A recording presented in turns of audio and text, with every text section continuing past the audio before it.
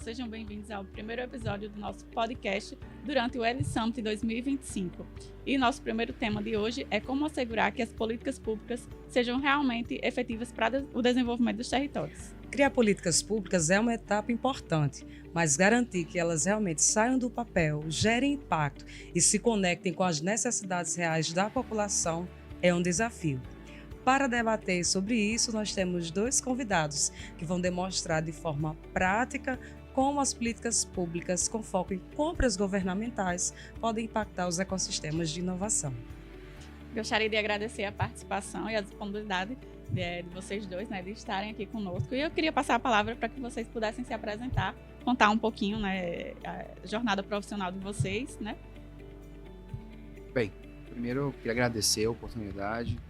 Prazer, é um duplo prazer, primeiro estar participando do ELI, conseguir estar aqui representando o município de Porto Velho, Nós começamos essa jornada relativamente há pouco tempo e estar aqui vendo já um resultado dessa jornada é bastante gratificante. O meu nome é César Vanderlei, eu sou servidor público do município de Porto Velho há 19 anos, sou um dos agentes que tem tentado trazer essa inovação para o município de Porto Velho, junto com outros colegas que, felizmente, estão aqui conosco também, através justamente da parceria com o Sebrae.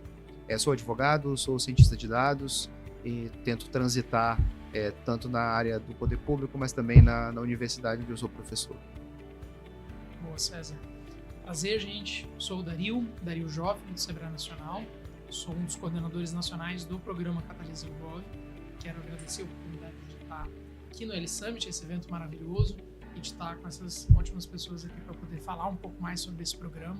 O Catalisa Gov é uma das formas pelas quais o Sebrae consegue apoiar a inovação no país, em específico ao pensar a compra pública de inovação e fazer com que o Estado, as prefeituras, as entidades estaduais ou federais possam contratar a inovação, contratar uma startup através de regimes específicos que já são previstos em lei. E isso é sempre interessante de ser detalhado, porque realmente gera muitas dúvidas. E fico em especial de feliz de estar aqui com o César que conheci inclusive num evento do ecossistema de Porto Velho, já há mais de um ano. Então vai ser uma ótima conversa. Obrigado, pessoal. Primeiramente, gostaríamos de falar justamente sobre o Catalisa Gov.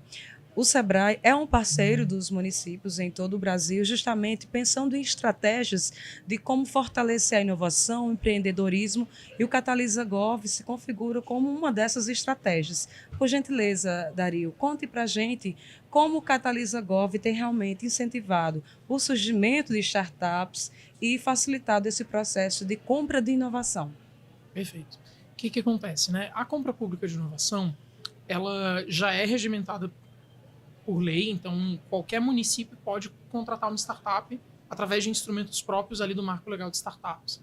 A questão é que muitas instituições desconhecem isso, desconhecem como fazer isso, e por isso o mercado das startups que querem vender para o governo, que querem fazer uma proposta de solução inovadora, que vai atacar uma política pública, seja de saúde, seja de educação, de segurança, essas startups em muitos momentos elas não se veem dispostas mesmo, elas têm questionamento, elas pensam, não é por aí, vou mover aqui a minha proposta, vou pivotar e vou levar a minha ideia mais para o mercado privado. A gente conhece muitas startups de educação, por exemplo, que, preferem trabalhar com o mercado privado porque acham que o poder público não vai comprar, que vai dar trabalho, que é burocrático, que não funciona, que não paga. O Catalisa Gov vem como um movimento do Sebrae, pelo relacionamento que a gente já tem histórico com os municípios, de fazer com que a gente mostre para o município que dá para comprar, que o município pode lançar editais específicos de compra pública de inovação. E quando a gente faz esse esforço junto dos municípios, a gente está abrindo o mercado para essas startups. Essas startups que estão há muito tempo ali sedentas, querendo pensar em soluções, querendo ter contratos, elas vejam esses editais e digam, isso daí é a forma pela qual eu vou conseguir desenvolver meu produto, que eu vou conseguir testar e fechar um negócio com uma prefeitura. Então, o que hoje a gente está fazendo é trabalhando muito mais com esse lugar da demanda. É óbvio que o Sebrae já tem um trabalho histórico com oferta de startups. A gente tem N outras atividades que a gente já faz com as startups no sentido de fomentar a sua criação, de acelerar os seus negócios, de promover educação para elas. Mas agora a gente está com o Catalisa Gov num olhar muito mais de ambiente de negócio, de fazer com que as prefeituras e, de novo, também entidades estaduais e federais possam fazer contratações de inovação. Então, é muito nesse sentido que o trabalho é feito. César, Quase eu interrompo, Dario, já para agradecer, porque do ponto de vista de um município, né, e nós somos Porto Velho, né, nós somos afortunados de nós termos uma superintendência de tecnologia da informação, os atores serem muito coesos, né, muito colaborativos, mas ainda assim existia um grande obstáculo para que você realmente fizesse a inovação sair do papel, que era o estabelecimento, primeiro, um levantamento da maturidade institucional do município em relação à possibilidade ou não de fazer a aquisição das compras. Né? O que ele falou é o retrato de grande parte dos municípios, não só os municípios pequenos, tá? Os médios também. Né? Porto Velho tem perto de 500 mil habitantes e muitas vezes, ainda mais agora, em contato com tantos outros municípios, a gente vê que são limitações assim, transcendentais. Porque ainda que exista legislações específicas que deem conta de que a gente não precisa ficar fazendo aquisições, né, e hoje 98% das aquisições são feitas pelo governo federal, são feitas por pregão, a gente não precisa só se socorrer à nova lei de licitação, que inclusive saiu na mesma lei do Marco Legal das Startups, mas que a gente tem outras modelagens. E como o Dario falou, todos os municípios eles já têm as ferramentas hoje para poder contratar startups. A questão a gente precisa fazer uma análise da nossa atual conjuntura organizacional e muitas vezes complementar essa contratação, fazendo com que a gente consiga, aí sim, em relação à aplicação da política pública, a gente fomentar esse mercado. Porque é o que a gente está tentando fazer agora. A gente vai regulamentar a lei de inovação no município para poder estabelecer outros benefícios, para que a gente consiga fomentar, mas a contratação é importante que seja dito. Ela já poderia ser feita até antes de 2021, porque tinha uma outra legislação também que era chamada de outro nome, mas era possível fazer. Mas os municípios hoje eles já têm essas ferramentas. Então você parte para que você tenha uma capacitação, claro, da equipe do município, para que ela consiga construir, né, essa modelagem de uma maneira que, claro, todo gestor público precisa de segurança jurídica, né, ainda existe esse medo que a gente tem do sancionamento, né, os órgãos de fiscalização já evoluíram muito, mas, querendo ou não, eles mesmos lidam um pouco com inovação, né, eu sempre costumo falar para a gente lembrar que o TCU, tem CPSI rodando, né? Então está fazendo 3 testes aí alternados com soluções para depois só escolher uma, mas entender que a gente vai precisar olhar para o lado de fora, e eu acho que esse olhar de fora, que é o apoio às startups, o braço dado com a universidade, o Sebrae já fez muito isso, então ele precisava agora pegar a hélice que eu acho que estava rodando, né, desincronizadas das demais e acesso a essa consultoria foi primordial para que a gente conseguisse desatravancar mesmo a inovação para o município.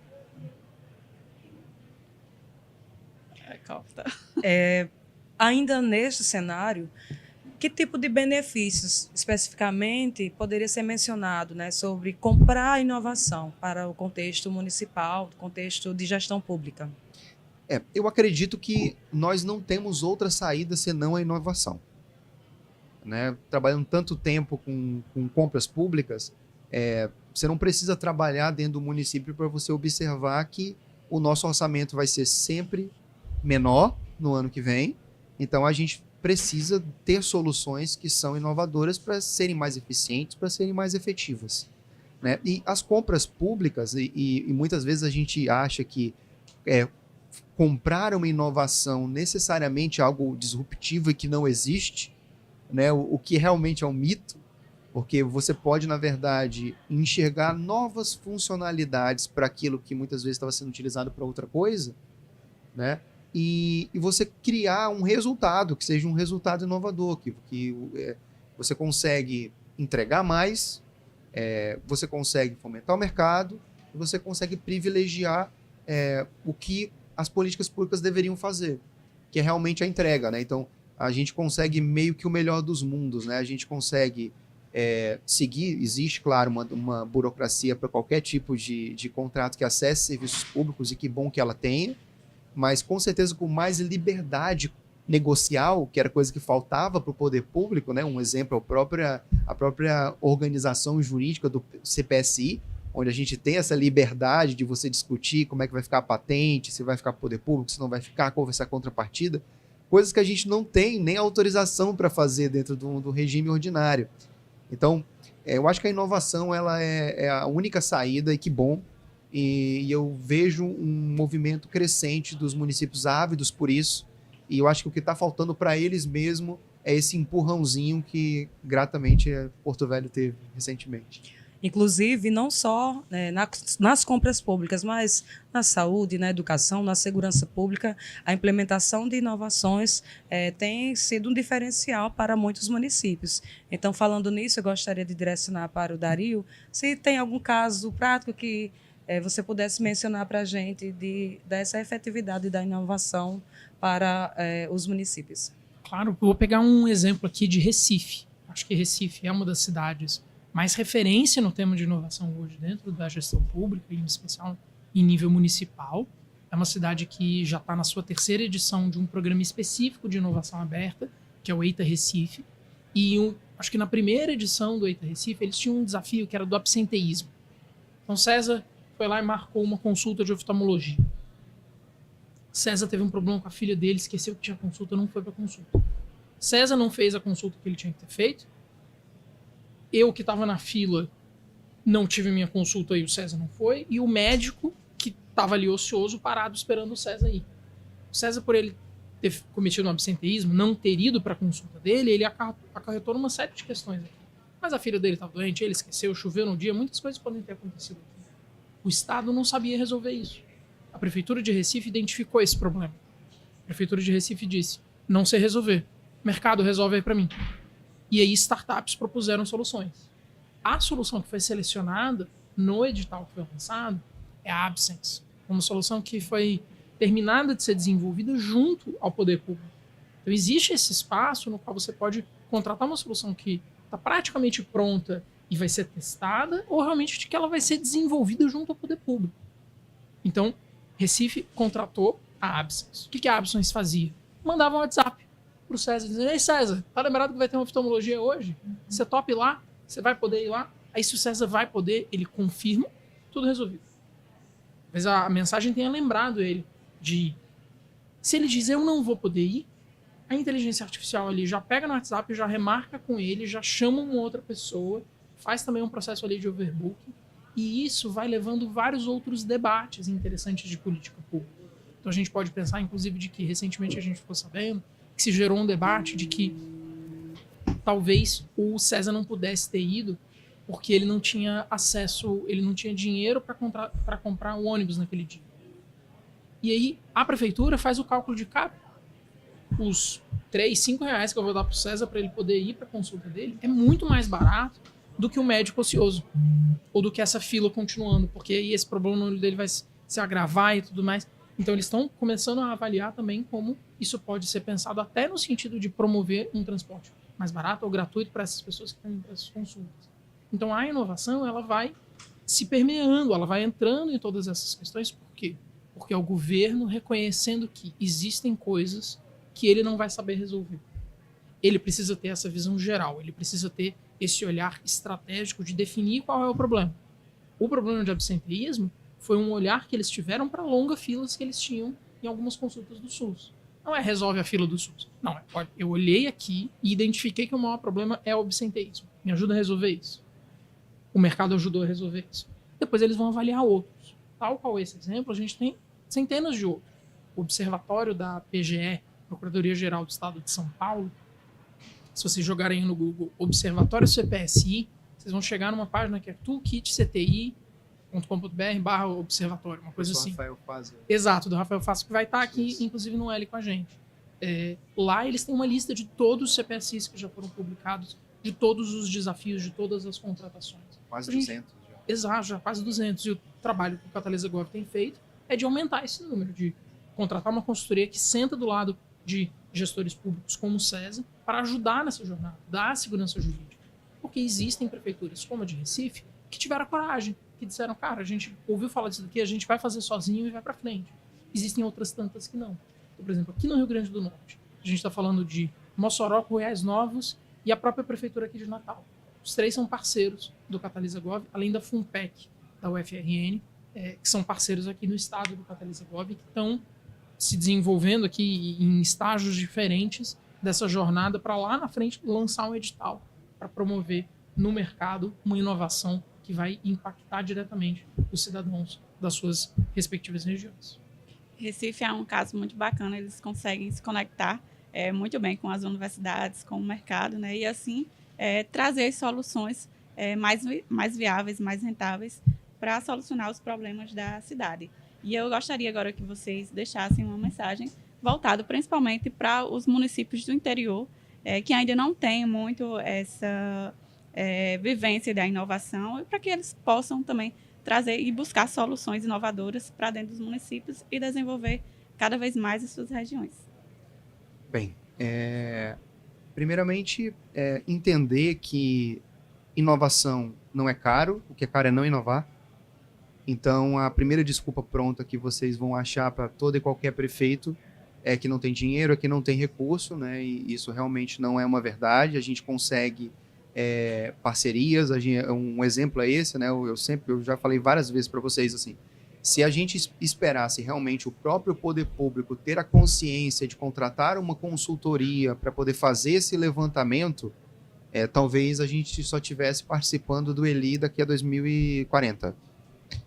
Então, é um primeiro passo. O Sebrae tem uma função primordial em aquecer, e já que a inovação não custa necessariamente rios de dinheiro, a gente parte para o outro elemento, que é o elemento que é a valorização do perfil do servidor que quer inovar, a determinação ali de condições para que ele o faça também, né? Porque a gente não consegue fazer muita coisa, né? Até porque o Dario me chamou de gestor, mas eu não sou gestor, eu sou um servidor público mesmo. Então, quem está fazendo, aplicando essa política pública, são esses cargos da alta administração que muitas vezes ou não tem tempo, ou não tem interesse, ou não tem os dois, né? Então, a gente está num momento privilegiado, mas a gente conseguiria. Se você chegar para o seu prefeito e falar assim, eu não preciso de recurso, eu preciso só de parceria e vontade, eu acho que a gente já consegue estar melhor do que a gente estava ontem. Excelente. E aí, nesse sentido, gente, eu acho que a resposta é: procure o Sebrae. Procure o Sebrae do seu estado, fala do Catalisa Gov, explica que você ouviu falar de compra pública de inovação e que você acha que o Sebrae pode te ajudar, que hoje a gente está com uma rede de consultores certificados que já chega em mais de 70 consultores no país todo. Então, é realmente uma forma pela qual a gente vai conseguir levar essa questão e fazer com que a compra pública de inovação possa melhorar as políticas públicas e promover mais espaço para que as startups que querem desenvolver soluções para o governo tenham realmente a oportunidade de ser contratadas. Para além do Sebrae, eu acho que existem muitos materiais muito didáticos e muito explicativos sobre o que é uma compra pública de inovação, sobre quais são essas referências. Então, falei aqui do observatório do CPSI da PGE de São Paulo, mas também tem a plataforma CEPIM, a inovacepim.org, que é de entidades federais, inclusive. Então, a gente está falando aí de a BDI, ENAP, TCU, a própria AGU, entre outros. E existe dentro do portal da ENAP, da EVG, que é a Escola Virtual de Governo da ENAP, tem um curso específico sobre CPSI, que ele é bem curtinho, bem didático, tudo assíncrono, e realmente é uma oportunidade legal de aprofundar no tema para quem já quiser. Mas, de novo, se você quiser ter alguém do seu lado, chama o Sebrae que a gente consegue te ajudar. Obrigada, Dario. Obrigada, César Vanderlei. Esse foi o nosso podcast Como Assegurar que as Políticas Públicas Sejam Efetivas no Território. Acompanhe os próximos episódios.